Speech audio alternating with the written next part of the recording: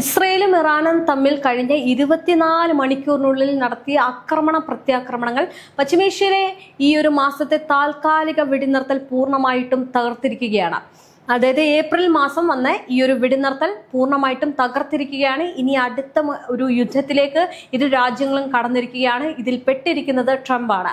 എന്തായാലും ഇസ്രയേലും ഇറാനും തമ്മിൽ ദശാബ്ദങ്ങളായിട്ടുള്ള ഒരു നിഴൽ യുദ്ധം അവസാനിപ്പിച്ച് നേരിട്ടുള്ളൊരു സൈനിക സംഘർഷത്തിലേക്ക് നീങ്ങിയതോടെ പശ്ചിമേഷ്യ കടുത്ത യുദ്ധഭീതിയിലാണ്. 2026 ഫെബ്രുവരിയിലാണ് ഓപ്പറേഷൻ എപ്പിക് ഫ്യൂറി എന്ന് പറഞ്ഞ് ഇറാന്റെ പരമോന്നത നേതാക്കളെ ലക്ഷ്യമിട്ടുള്ള ഇസ്രയേൽ US നീക്കം നടന്നത്. ഹോർമുസ് കടലിടുക്കിലെ ഉപരോധവും പ്രതിസന്ധി രൂക്ഷമാക്കി ഈ ഒരു യുദ്ധം നിൽക്കുമ്പോൾ വലിയ രീതിയിലുള്ള ഒരു തിരിച്ചടിയാണ് ഇസ്രയേലിന് ഇപ്പോൾ ലഭിച്ചിരിക്കുന്നത്. ഏപ്രിലെ താൽക്കാലിക വെടിനിർത്തലിന് ശേഷം ഹിസ്ബുള്ളക്കെതിരായിട്ടുള്ള ഇസ്രയേൽ ആക്രമണത്തെ തുടർന്ന് തെഹ്റാൻ അടക്കമുള്ള നഗരങ്ങളിൽ വ്യോമാക്രമണം രൂക്ഷമായി. ഈ ഒരു സംഘർഷം ആഗോള എണ്ണവില വർദ്ധിപ്പിക്കുകയും അന്താരാഷ്ട്ര തലത്തിൽ കടുത്ത ആശങ്ക ഉയർത്തുകയും ചെയ്തിട്ടുണ്ട്. IRGC ഇസ്രയേലിന് നേരെ നടത്തിയ മിസൈൽ വർഷത്തിൽ ഇസ്രയേലിലെ തന്ത്രപ്രധാനമായിട്ടുള്ള വ്യോമസേനാ താവളങ്ങൾക്ക് കനത്ത നാശനഷ്ടങ്ങളാണ് സംഭവിച്ചിരിക്കുന്നത്. ഇസ്രയേലിന്റെ അതീവ സുരക്ഷം എന്ന് കരുതപ്പെടുന്ന വടക്കൻ ഇസ്രയേലിലെ രമത്ത് ഡേവിഡ്, തെക്കൻ മേഖലയിലെ നെവാറ്റിം, ടെൽ നോഫ് എന്നീ എയർബേസുകളെ അല്ലെങ്കിൽ പ്രധാന എയർബേസുകളെ ലക്ഷ്യമാക്കിയാണ് ഇറാന്റെ ബാലിസ്റ്റിക് മിസൈലുകൾ പതിച്ചത്. അതീവ സുരക്ഷിതമാണെന്ന് പറഞ്ഞ ഈ ഒരു എയർബേസുകളാണ് ഇപ്പോൾ തരിപ്പണമായിരിക്കുന്നത്. എന്തായാലും ഇറാന്റെ കരുത്തിൽ ഇസ്രയേലിന് പിടിച്ചു നിൽക്കാൻ കഴിഞ്ഞില്ല എന്നതാണ് മറ്റൊരു കാര്യം. എന്തായാലും രണ്ടാം ഘട്ട മിസൈലും ആക്രമണവും ഇപ്പോൾ നടന്നിരിക്കുകയാണ്.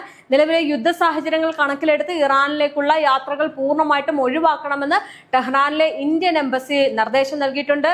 നിലവിൽ ഇറാനിലുള്ള ഇന്ത്യൻ പൗരന്മാരോട് ലഭ്യമായിട്ടുള്ള യാത്രാ മാർഗങ്ങൾ ഉപയോഗിച്ച് എത്രയും വേഗം രാജ്യം വിടാനും എംബസി ആവശ്യപ്പെട്ടിട്ടുണ്ട്. കാരണം യുദ്ധം അതിന്റെ അത്രയും ഒരു ഘട്ടത്തിലേക്ക് എത്തിയിരിക്കുകയാണ്.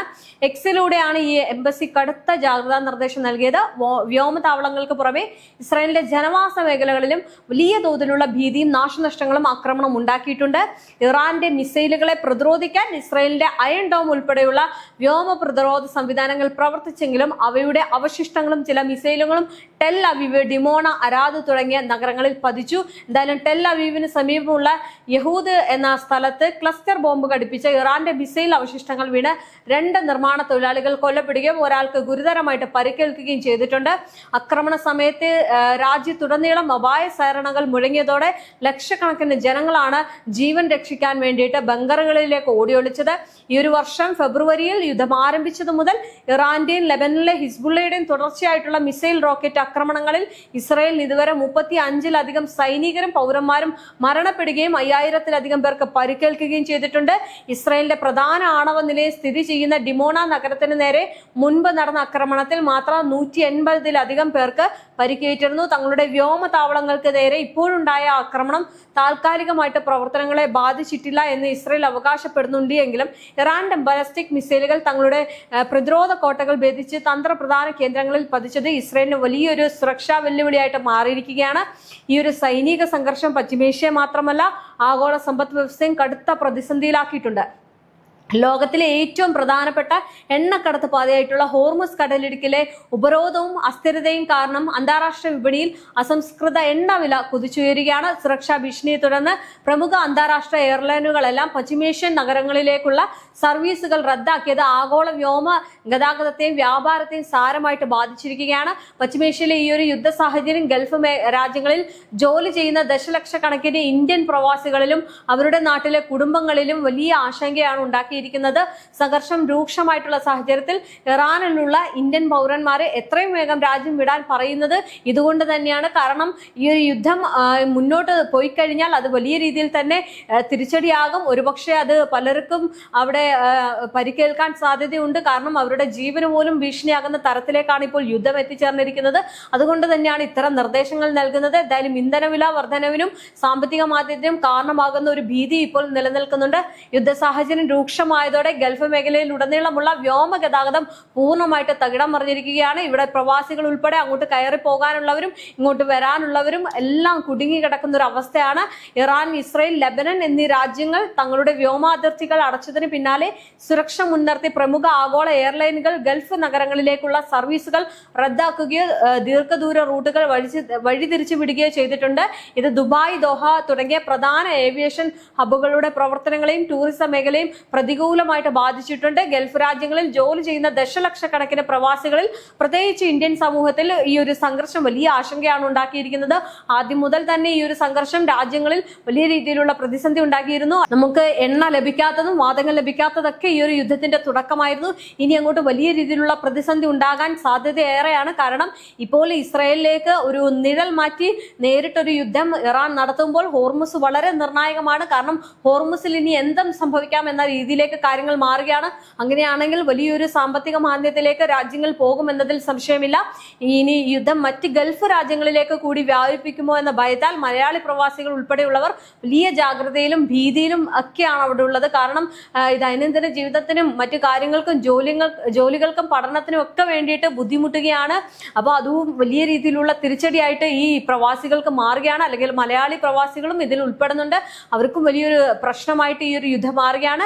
സംഘർഷ മേഖലകളിൽ കഴിയുന്ന ഇന്ത്യൻ പൗരന്മാരോട് സുരക്ഷിത സ്ഥാനങ്ങളിലേക്ക് മാറാനും അടിയന്തര സാഹചര്യങ്ങളിൽ എംബസിയുമായിട്ട് ബന്ധപ്പെടാനും പറയുന്നത് ഈ ഒരു നീക്കത്തിന്റെ ഭാഗമാണ്. എന്തായാലും പശ്ചിമേഷ്യയിലെ സുരക്ഷാ സാഹചര്യം കണക്കിലെടുത്ത് മേഖലയിലെ അമേരിക്കൻ സേന അതീവ ജാഗ്രതയിലാണുള്ളത്. കൂടാതെ ഹോർമുസ് കടലിടുക്കിൽ ഇറാന്റെ ആക്രമണ ഡ്രോണുകൾ US സൈന്യം വെടിവെച്ചിട്ടിരുന്നു. പശ്ചിമേഷ്യയിലെ സുരക്ഷാ സാഹചര്യം കണക്കിലെടുത്ത് മേഖലയിലെ അമേരിക്കൻ സേന അതീവ ജാഗ്രതയിലാണുള്ളത്. ഇനി കൂടാതെ ഹോർമുസ് കടലിടുക്കിൽ ഇറാന്റെ ആക്രമണ ഡ്രോണുകൾ US സൈന്യം വെടിവെച്ചിട്ടുണ്ട്.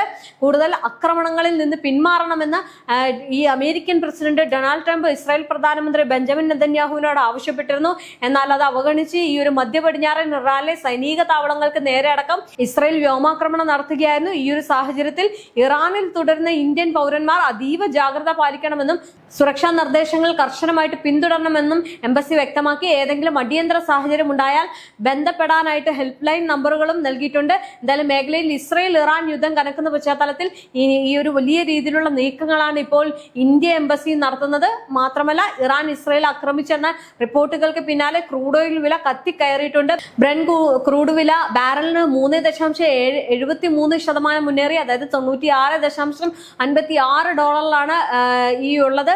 ഇനി US വില എന്ന് പറയുന്നത് 3.95% ഉയർന്നിട്ടുണ്ട്. ഇത് $94.12 എത്തി. ഇന്ത്യയിൽ ഉൾപ്പെടെയുള്ള അവശ്യ സാധനങ്ങളുടെ വിലയും പണപ്പെരുപ്പവും കുതിച്ചുയരാനുള്ള വഴിയാണ് ഈ ഒരു യുദ്ധം മാറിയിരിക്കുന്നത്. എന്തായാലും വലിയ രീതിയിലുള്ള സാമ്പത്തിക മാന്ദ്യത്തിലേക്ക് രാജ്യം കടക്കുമെന്നതിൽ സംശയമില്ല.